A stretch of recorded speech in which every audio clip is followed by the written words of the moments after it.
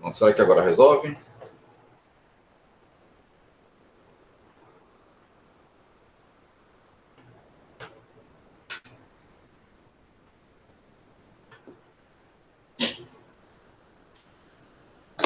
Pronto, pessoal, estão me ouvindo legal agora?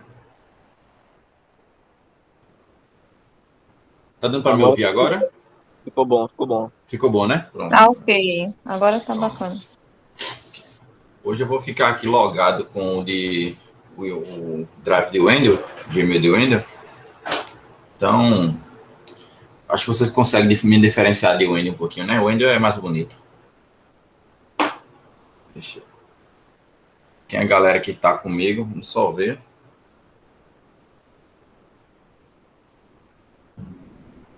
Os remanescentes Ô, aqui. Anderson, tu tá bem? Tô bem, graças a Deus. Tô bem, Porque tu sim. tá fazendo elogio ao Wendel. Não é isso, rapaz? Eu tô mal, viu, então. Eu tô mal, é verdade. Nem percebi. Elogiando é porque ele não tá aqui. Só presta pra eu falar quando ele tá perto, porque ele pega A, né? Aí.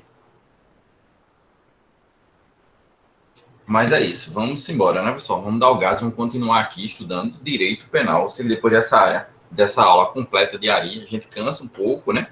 Porque a gente mantém ali os índices de concentração muito altos, porque não dá pra gente perder em nenhum momento, mas a gente continua aqui, pau na máquina.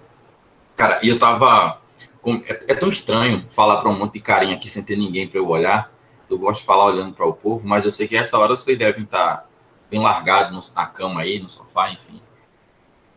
Mas vejam só, eu tava comentando com o pessoal que hoje, infelizmente, estudar para concurso se tornou modinha, né? E tem muita gente que vive de modinha, né? Não consegue entender que concurso, às vezes, é como correr uma maratona. Você precisa ter resistência. Você precisa ter resistência. E o que é que tem acontecido bastante? As pessoas entram nessa vida de vou estudar para concurso público e aí começam a estudar, estudam um dia, estudam 2 dias, ou então estudam meia hora só. Meia hora que eu estou falando assim, né? Não é todo dia, se fosse todo dia era bom, é meia hora na semana e depois não sabe por que as coisas não dão certo. O concurso precisa de resistência, precisa você manter a resistência, se esforçar e fazer uma coisa que a Ari já disse aqui, né? Você precisa dar chance ao hábito. Você precisa se habituar. Uma prova como teve agora de delegado do Pará, que é o dia todo, a prova, você faz uma prova durante o dia todo, exige uma certa resistência e capacidade de concentração. Então, quem não se dá essa chance, esse hábito, quem não treina isso, realmente fica muito difícil conseguir o objetivo, que é a aprovação. E tudo que vem a reboque com a aprovação, que é a melhoria da qualidade de vida e tudo mais. Né? Então, todos estão aí? Podemos começar? Cadê a galera que me dá o feedback? Eu acho que... Vou abrir. Sim, sim. Pronto, vamos lá, Adriano. Vamos começar. Pessoal, vocês lembram onde a gente parou na aula passada? Lembram que a gente falou... Oh, meu Deus. Que a gente tratou sobre... A gente começou a tratar sobre teoria geral do crime. Começamos a falar do fato típico. Né? Começamos a falar do fato típico. Pronto. Começamos a falar do fato típico e das teorias da conduta e detonamos ali teorias da conduta. Hoje nós vamos começar a falar sobre nexo de causalidade. Mas antes de entrar em nexo de causalidade, me permita, junto com você, rememorar alguns pontos essenciais da aula passada, tá certo? Ó, nós trabalhamos a... Deixa eu ver. Nós trabalhamos a teoria tripartite na aula passada. Trabalhamos a teoria tripartite e dissemos que crime é um fato típico, ilícito, realizado por um agente culpável. Então, nós vemos aqui, crime,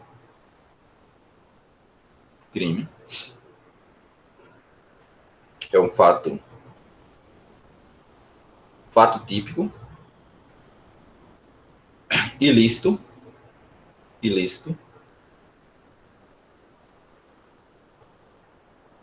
realizado por um agente culpável.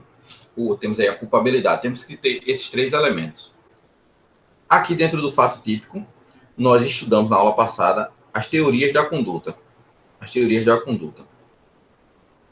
Trabalhamos a perspectiva da teoria da conduta à luz da teoria clássica, da teoria neoclássica ou neocantista, à luz da teoria finalista, teoria funcionalista da ação.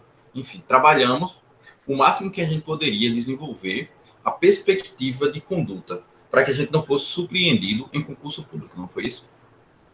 Primeiro passo. Eu falei para você na aula passada que, segundo a teoria clássica mecanicista, conduta era uma ação humana produtor de um resultado no mundo exterior. Era a ação que produzia um resultado no mundo exterior. Para que isso? Para que se pudesse quantificar, medir, verificar. E o dolo e a culpa estavam lá na culpabilidade. Dolo e culpa lá na culpabilidade, não estava no fato típico. E aí essa teoria da conduta, ela padecia de muitas críticas. Uma delas era, como é que se pode abranger os crimes omissivos se você já exige na conduta que haja uma ação? Se você diz que conduta é uma ação, como então tipificar os crimes que não têm uma ação? Os crimes omissivos, que na verdade há uma inação. E aí nós passamos para a teoria neocantista ou neoclássica, que busca superar esse problema. E na teoria neocantista, ela passa a definir conduta como sendo o comportamento humano produtor de um resultado. Veja só, o comportamento, se é comportamento, ele pode ser tanto positivo quanto negativo. Eu posso tanto fazer alguma coisa como não fazer. Resolvi o problema quanto aos crimes omissivos. Porém, dolo e culpa permaneciam lá, na culpabilidade, agora enquanto espécies de culpabilidade. Tínhamos outras críticas acerca dessa definição da teoria neocantista. Continuávamos, por exemplo, com um problema de tipificar, ou diferenciar, por exemplo, na tipificação, um homicídio tentado de uma lesão corporal consumada. Por quê? Eu não analisava no primeiro substrato do crime, no fato típico, eu não analisava dolo ou culpa. Dolo ou culpa era analisado aqui, dentro da culpabilidade. Resquício dessa teoria você encontra no Código Penal Militar, artigo 33 do Código Penal Militar, para quem quiser conferir. Lá você tem a culpabilidade dolosa e a culpabilidade culposa. A influência ainda você vem da teoria neocantista e neoclássica, você vai encontrar dentro do Código Penal Militar. Porém, a gente progredindo, avançando, chegamos na teoria finalista da ação. Teoria esta adotada hoje ainda, majoritariamente, muito embora já possamos falar hoje também de teorias funcionalistas da ação, certo? Teoria finalista da ação. Conduta é o comportamento humano psiquicamente dirigida a um fim. Conduta é o comportamento humano psiquicamente dirigido ao fim. Quando eu estou falando psiquicamente, eu estou querendo me referir a dolo e a culpa. Por quê? O dolo e a culpa, Weltzl, idealizador da teoria finalista da ação, retira o dolo e a culpa que estavam na culpabilidade, ele retira o dolo e traz para dentro da conduta. Agora, eu tenho dolo e culpa aqui dentro da conduta e eu posso fazer essa análise, tá? Muito embora que essa teoria finalista da ação ainda tenha críticas a ela. Tanto é que nós assistimos o surgimento de outras teorias. Teorias funcionalistas, teoria social, teoria da ação significativa, e aí vai, tá? Mas, por hora, nós vamos trabalhar a perspectiva de nexo de causalidade à luz da teoria finalista da ação. Tá? Quando o dolo e a culpa, eles saem da culpabilidade e passam para o fato típico. O dolo que sai de lá é o dolo natural. Quando eu tiro esses elementos subjetivos, dolo e culpa da culpabilidade, quando eu tiro e trago para cá, faz surgir uma expressão utilizada que é culpabilidade vazia. A culpabilidade vazia. Estou dizendo isso, estou repetindo, porque essas expressões o pessoal gosta de cobrar em prova, e se cobrar aqui a gente vai estar alertado quanto a isso, certo? Então, hoje, o que é que eu tenho hoje? Eu tenho o fato típico,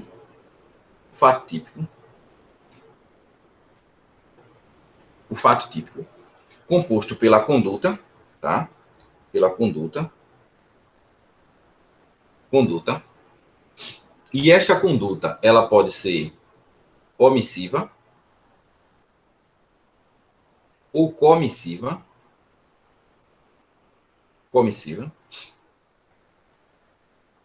tá? Ela pode ser uma conduta culposa ou dolosa. Eu vou ter aqui o resultado,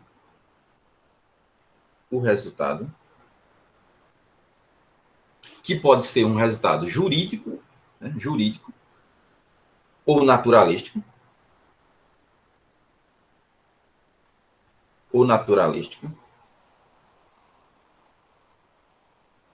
E aí, para quem não lembra, a gente foi até a dúvida da Adriana e a gente discutiu um pouco sobre essa questão. Não existe, e aí guarde no seu coraçãozinho, porque isso é uma questão de prova, não existe crime sem resultado, ao menos jurídico. Não existe crime sem resultado, ao menos jurídico. Resultado naturalístico, alguns crimes têm, outros não. Por exemplo, um crime de mera conduta. Uma invasão do domicílio, por exemplo, é um crime de mera conduta que você não vai observar no mundo fático uma alteração das coisas. Você não vai ter um resultado naturalístico, porém você vai ter um resultado jurídico, que é essa relação de contrariedade à norma que vai se representar por uma lesão ou ameaça de lesão ao bem jurídico tutelado. Então você vai ler, vai entender essa perspectiva de resultado jurídico como a lesão ou ameaça de lesão ao bem jurídico tutelado. Entendido até aqui? Perfeito. Ó,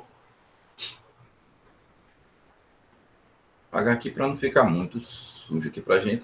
A gente vai ter o nexo de causalidade aqui, nessa relação. O nexo causal, o nexo de causalidade, ou relação de causalidade, porque a expressão relação de causalidade é a expressão aplicada pelo Código Penal. O Código Penal preferiu a expressão relação de causalidade, mas a gente estuda a doutrina, a jurisprudência traz, enfim, sinônimos, nexo de causal, nexo de causalidade, enfim, é a mesma coisa, tá? Mas beleza, Anderson, o que é esse nexo de causalidade? Como é que a gente pode estudar? E para que serve eu estudar o nexo de causalidade? Tá? Vamos lá.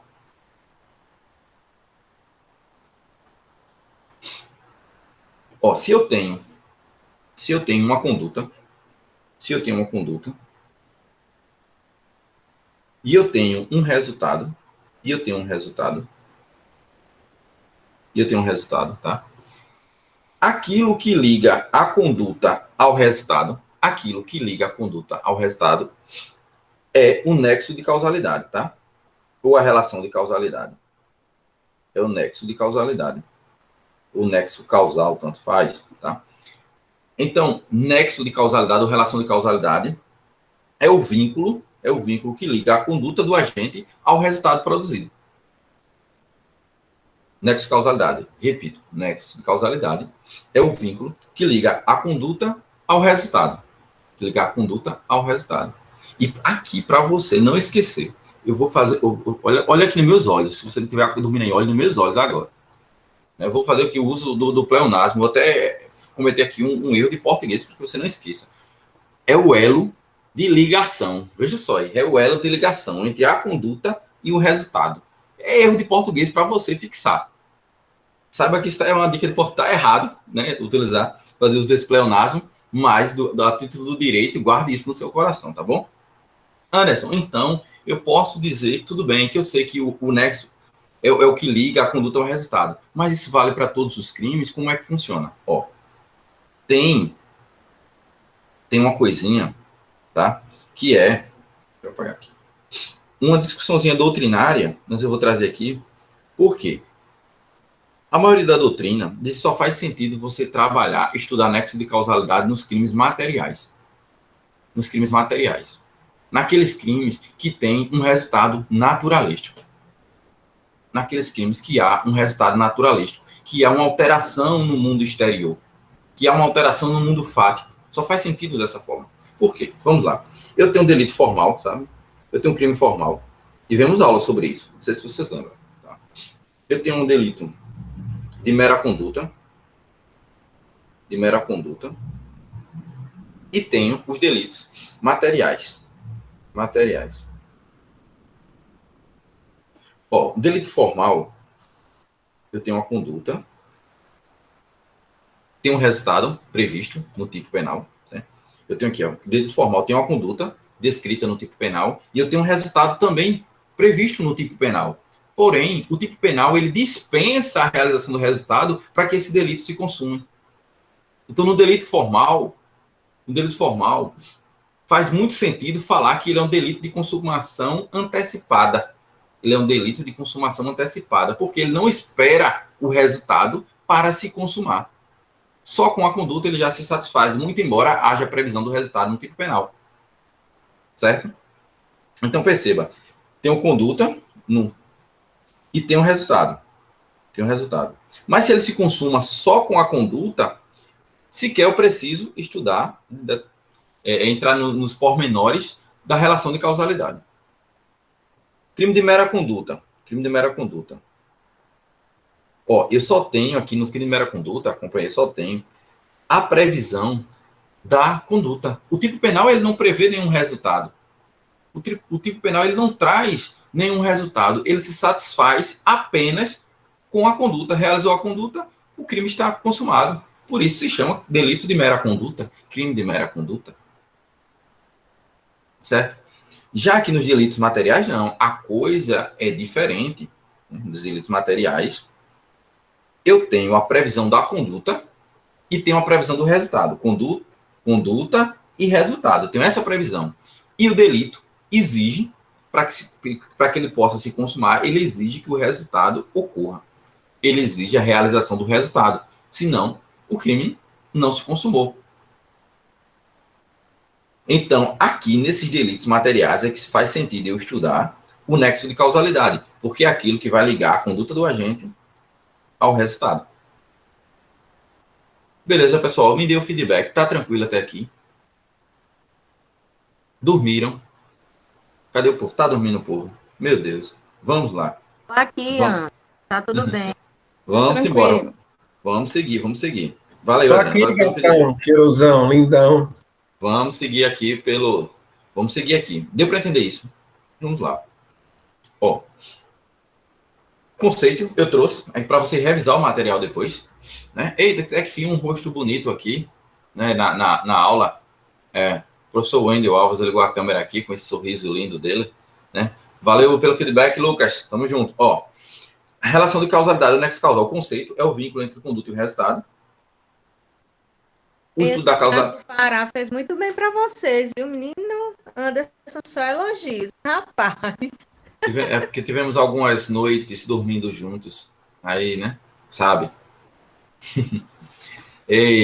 Mas vamos lá, vamos seguir. Depois de umas noites de amor, né? Tudo fica resolvido, né? Vamos embora. Ó, o estudo da causalidade, ele busca aferir se o resultado pode ser atribuído objetivamente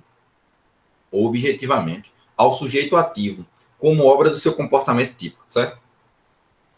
E aí eu trouxe aqui para você já a previsão do nexo de causalidade adotada no artigo 13, caput, do Código Penal. E façam a leitura comigo, porque muitas vezes o que vai cair em prova será apenas a letra da lei, seca. É a letra da lei, e a gente precisa conhecer. Tá? Então, artigo 13 do Código Penal. Ó. O resultado de que depende a existência do crime somente é imputável a quem lhe deu causa. Considera-se causa a ação ou omissão sem a qual o resultado não teria ocorrido. E aí, depois você vai entender um pouco mais na frente. Mas você pega o seu Código Penal. Agora, se você tiver com o Código Penal aí aberto, você acrescenta assim, ó, não teria ocorrido, vírgula, como ocorreu. A redação é ruim do Código Penal. Aí você ajuda, você coloca aí, não teria ocorrido como ocorreu, da forma que ocorreu. Você vai entender no final dessa aula porque isso vai fazer todo sentido se você adicionar essa ideiazinha aí no teu Código Penal. Mas lido isso aqui, Código Penal. Você se pergunta, o que é causa? O que pode ser considerado causa? Se eu digo, ó, o resultado de que depende a existência do crime, somente é